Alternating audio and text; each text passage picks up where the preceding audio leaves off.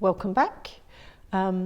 It's at this time of year where I'm just itching to get going in the garden and to plant some seeds, to grow some homegrown veg, fruit, herbs, whatever. And we've had such a dreadful series of summers. I think we deserve a good summer this year. We've had some really bad weather, so we lost power. So we lost the entire contents of our freezer. All the homegrown produce was ruined. So now we really do have to start afresh. So I have ordered some of my favourite seeds from Marshalls. Their little book of seeds comes in and, you know, I pour all over it. And it's really, I just love it anyway.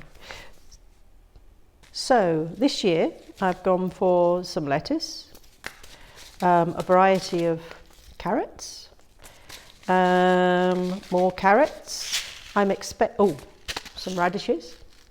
Very easy to grow. Don't you love that sound? Don't you love that sound? And I'm waiting for some potatoes to come in and some onion sets as well. So we did do really well with onions and potatoes, I've got to say. The other day we went into one of our favourite kind of garden centres and we were really intrigued about the little fancy pots to plant your chilies in, etc. But ended up going to the seeds and getting some chili seeds, which we're going to try, and also some herbs, because I love the herbs. You know, I'm just in love with the idea. I've never been particularly successful, I've got to say, but this year we're going to get it right. Okay. So with last year being so wet, I even had a slug on my car. Okay, we had a slug on my car. It was so wet last year. So I'm really hoping for some good weather. And one of the things that we have with your seeds, of course, is you've got all the instructions about timing. Now we're in the north, so we're maybe a little bit later than that. So what I've tried to do is draw out, it's very simple, not even putting it onto a computer, is all the timelines for all the various different vegetables, okay, and trying to stick with that, because last year it was so wet we could only just rush out, try and plant some seeds all in one go and rush back in again before the storms took over and literally washed the spring onions and the radishes away. So for a number of years we've been trying to grow tomatoes outdoors. Cumbria, you say? Cumbria, you must be mad trying to grow tomatoes outdoors. And we have used one of those sort of plastic things with a cover over, and that worked the first year.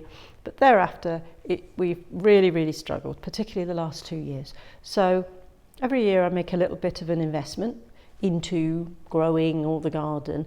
And this year I decided we would have some form of greenhouse.